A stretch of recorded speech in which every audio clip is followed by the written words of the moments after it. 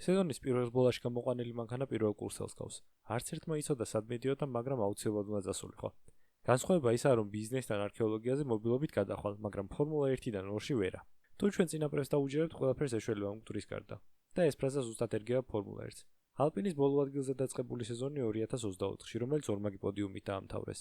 ასტონის ამოღებული 2 წამი და რასთავარია მაკლარენი, რომელმაც შეძლო ჯერ კვებითი აშლილობა და მართა ერთ პილოტს. მეორეს დეპრესია და მესამე საერთოდ მსოფლიო ჩემპიონად აქცევს წლის ბოლოს. ამ ყველაფრის მთავარი შემოქმედი კი განახლებებია. ასეულობით ჭკვიანი ადამიანი გუნდის ბაზაზე კვირების განმავლობაში დღეს და ღამეს ასწავებს, რომ პილოტმა 1/10 მაინც ამოიღოს წრეზე. ამისათვის საჭიროა მონაცემები, რომელსაც ყოველი სესიის შემდეგ აანალიზებს გუნდი.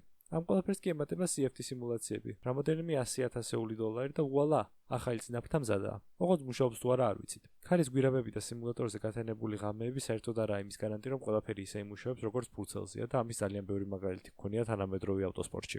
გუნდები წელიწადში მხოლოდ 2 დღეს იღებენ სატესტოდ, რის დროსაც იმ წლის ბოლიდების განახლებებს ცდიან რეალურ პირობებში. სასახლის სახელურებს და ამ ტესტებს რომ არ უნდა ვიდოთ, ძალიან კარგად გამოჩნდა 2023 წლის ფილმინგ დეისზე, სადაც კრისტიან ჰორნერმა კონსტო რომ დანიელ რიკიარდო საიდანღაც მაგ სისტემში დადიოდა სილვერსტოუნზე. ერთი წლის მერე მართლაც მაგ სისტემში წავიდა. ოღონდ სპორტიდან. ყველაზე სახალისო ეტაპი კი რეალურად განახლებების ჩატანაა. ყოველი გუნდის გულშემატკივარი გულის ყურით ელოდება პირველ ვარჯიშს, რომლითაც ვერაფერს იგებენ. შემდეგ კი უქმეები ისე სრულდება, რომ რეალურ ცვლილებასაც კი ვერ უამჩნევთ. ეს ყველაფერი იმიტომ ხდება, რომ სამყარო ჩვენს გარშემო არ ბრუნავს.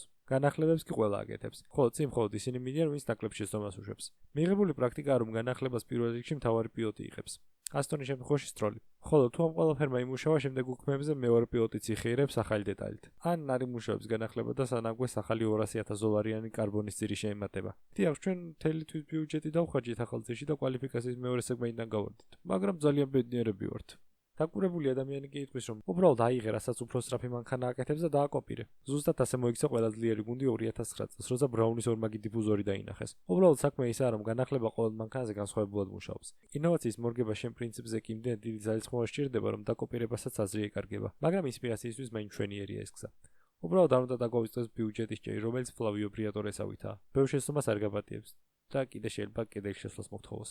ალბათ ყველა შეგემიჩნევიათ რბოლის მიმდინარეობისას სარეზერვო პილოტები გუნდების გარაჟში. ეს არის ხალხი, რომელიც წელებზე ფეხს იდგამს, ღამეს ათენებს, რომ როგორმე ინფორმაცია სწორად მიაწოდა მთავარ პილოტებს და გუნდს. იცით ვის დამსახურება მაქსის პოულები ამ სეზონში?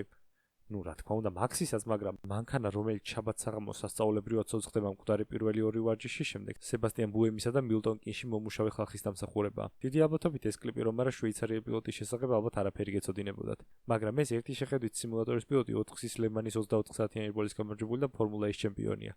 ასევე უდიდეს როლს თამაშობს Red Bull-ის ბოლიდისგან ვითარებაში. გუნდების მიერ ახალი დეტალების ჩატანა სრულიად მათზეა დამოკიდებული, მაგრამ უმეტესად მთავარი განახლებების 2-3 ფაზა გვაქვს წლის განმავლობაში. პირველი ეს არის ესპანეთი, რადგან ბარსელონას ტრასაზე მეტნაკლებად ყველა გუნდმა იცის უკვე თავიანთი სიზუსტე განვლილი ეტაპების მიხედვით.